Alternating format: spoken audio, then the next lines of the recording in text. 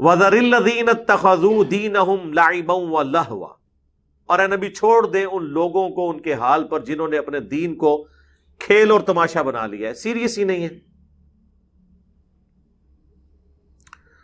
وَغَرَّتْهُمُ الْحَيَاةُ الدُّنْيَا، اور دنیا کی زندگی نے انہیں دھوکے میں ڈال دی ہے. وَذَكِّرْ بِهِ، اور نصیحت کریں اس قرآن کے ذریعے. یہ وہی بھی آ گیا، یہ بھی اتنی دفعہ آئے گا، بھی قرآن، یعنی قرآن کو بار بار ذکر کرنے کے بجائے ہی کی ضمیر کے ساتھ.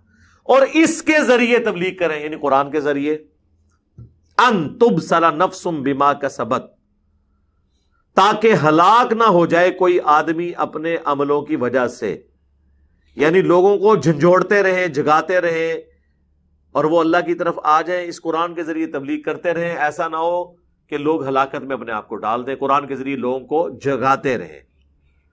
لیس لہا من دون اللہ ولی ولا شفیع، اللہ کے سوا نہ تو ان کے لیے نہ کوئی پشت پناہ ہے اور نہ کوئی سفارشی. اچھا، سفارشی بھی اللہ ہے، اللہ کے سوا سفارش کرے گا؟ اللہ نے اپنے آپ کے لیے سفارش کرنی ہے نا، اللہ نے تو نہیں کسی کو کہنا کہ چھاڑ دو انہوں. اصل میں بتایا جا رہا ہے کہ شفاعت کا مالک اللہ ہے. اگر کوئی جن اور فرشتہ اور کوئی پیغمبر بھی سفارش کرتا ہے تو اللہ کی اجازت سے کر رہا ہوتا ہے. من ذا الذی یشفع عنده الا باذنہ، تو شفاعت کا اختیار بھی کس کے پاس ہے؟ اللہ کے پاس. لہذا اگر قیامت کے دن ہم نے نبی صلی اللہ علیہ وآلہ وسلم کی شفاعت مانگنی ہے نا دنیا میں، تو ہم نے اللہ سے دعا مانگنی ہے کہ اے اللہ ہمیں اپنے نبی کی شفاعت نصیب فرما، آمین. اس کا وظیفہ بھی صحیح مسلم میں ہے کہ اذان کا جواب دو، اس کے بعد دروشی پڑھو اور الوسیلہ والی دعا مانگو، تو قیامت کے دن میری شفاعت تمہارے حق میں حلال ہو جائے گی انشاءاللہ تعالی. وَإِن تَعْدِلْ كُلَّ عَدْلٍ لَا يُؤْخَذْ مِنْهَا، اور اگر کوئی قیامت کے دن معاوضہ دے دے تو اس سے کوئی معاوضہ قبول نہیں کیا جائے گا اس کے اعمال کے بدلے میں. اگر کسی کے اعمال کمزور نکلے ہیں تو ویسے تو یہ اللہ تعالیٰ فرضی طور پہ بات کر رہا ہے، معاوضہ دے کون سکتا ہے؟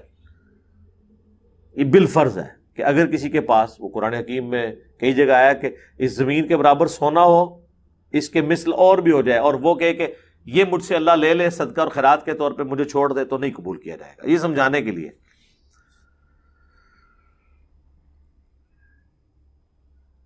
اولئک الذین ابسلوا بما کسبوا، یہ وہ لوگ ہیں جو ہلاک ہو گئے ہیں اپنے اعمال کے سبب، اپنے کرتوتوں کے سبب. لہم شراب من حمیم، ان کے لیے ہے کھولتا ہوا پانی.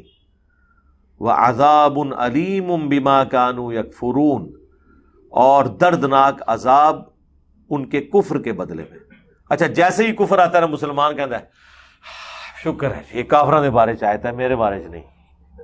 کیونکہ مسلمان کیا سمجھتا ہے کہ کافر سے مراد غیر مسلم ہے. قرآن کی ٹرم میں کافر سے مراد ہے ناشکرا. ناشکرا مسلمان بھی ہو سکتا ہے، کافر.